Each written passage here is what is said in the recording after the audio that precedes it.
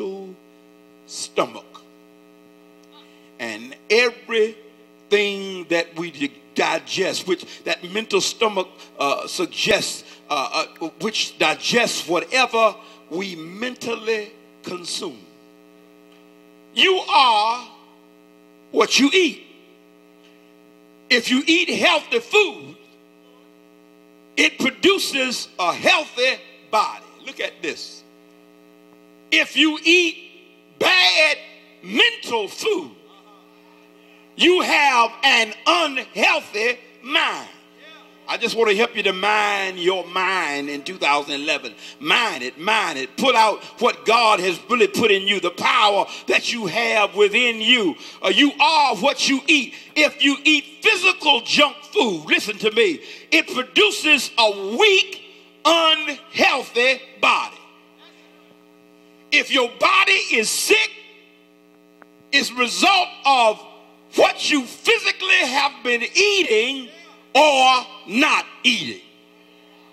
If you have not been eating wholesome, healthy food, then it's reflected in your health. Your body will get sick. Your body will become deficient because you are not eating good, healthy food. You're eating junk food. So it follows then, if mentally in your mental stomach you are digesting unhealthy mental food, that's why you got to be concerned about your food for thought. Ask your neighbor, what is your food for thought today? What are you eating? What are you eating spiritually? What are you feeding your mind? And the fact of the matter, in 2012, you've got to mind your mind. You've got to pull out what God has really deposited in you. And then on the other hand, you've got to go on a mental fast. In 2012, there's some stuff that you got to stop letting go into your mind. These crazy reality shows of dysfunctionality. And I think that's one reason we having so many dysfunctional families. They're watching these crazy people on television acting like a fool in their families and doing all kind of unseemly things. And if you feed that into your mind, you will become sick mentally because you take in all that stuff. The lyrics to some of these songs. And that's your mental diet.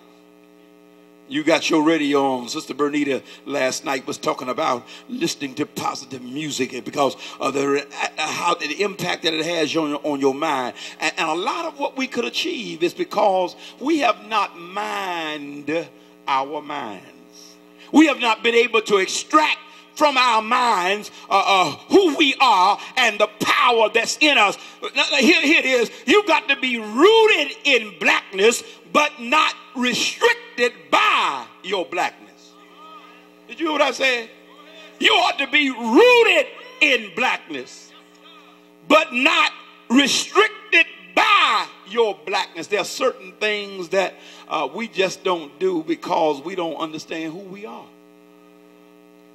Genesis says 1:26, you are created in the image and the likeness of God. That means you have the ability, you have the same attributes of God because you are his child, and the offspring always resemble their parents, and so you are the child of God. God created you in his image. Image means doesn't mean a stature. Image is not a stature, but it's the essence of the being. Likeness means that you're supposed to function in the same manner. And if God was able to create a thought in his mind and believe it and then speak it out of his mouth and create the whole world, you have the same power.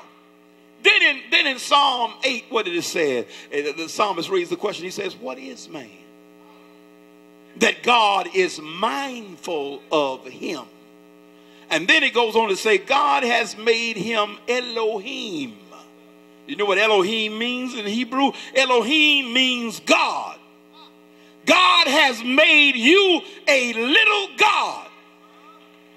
And you are in his likeness, but there are certain things that we just don't do. Touré has written a book called Who's Afraid of Post-Blackness? In that book, he tells a story of why he did some of the things that he did. Of course, you know Toure. He writes for Rolling Stone magazine, and he writes about many of the artists, and he's a freelance writer. And in this book, he talks about this TV show that he was on called Try Anything Once. And on that show, he got in a cage with 60,000 bees. On that show, he chased a 15-foot boa constrictor snake. But the greatest thing he did on that show was to jump out of a plane skydiving at 14,000 feet up in the air.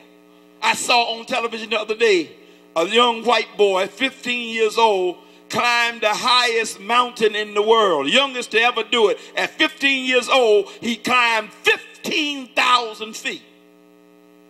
Now, the difference between us and white folk, they got a concept of themselves that they are God. They really do believe that. They believe they own this earth. God said all of us own it. I have placed you here to exercise dominion over the earth. That means you ain't supposed to bow to no cocaine, no alcohol, no white man, no nobody, no nothing. But when he got ready to skydive, let me tell you this. He got ready to skydive. He went in this restaurant before and he had his gear on. And these three brothers saw him. They said, "What you getting ready to do?"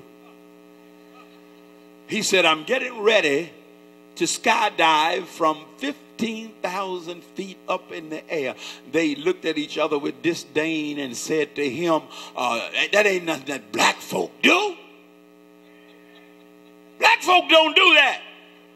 What you talking about?" And he said he got up there in the air and he jumped out of that plane and he pulled the string and it got caught on his arm, and here he was plunging to the earth, rapidly to the earth. And he remembered that the trainer told him, just if it gets caught on your arm, just kind of shake yourself. And he said he just shook himself, and then he gracefully floated on down to the earth because the string that was holding him up. But what I'm trying to say to you is we don't really believe who we are. We see other people doing certain things. I ain't doing that. I ain't gonna try that. Look at these white folk moving in this neighborhood. Ain't scared of nobody. Walking their dogs in the ghetto. Because they believe that they are God. Of course, they do it from a racial perspective, thinking that they better. But the point I'm making is that we have to understand our cosmic identity. A lot of things you didn't accomplish in 2011, just one plain simple fact, you were scared. Scared to do it. Scared to try it. And here you are. God said you were put here to exercise dominion over the earth.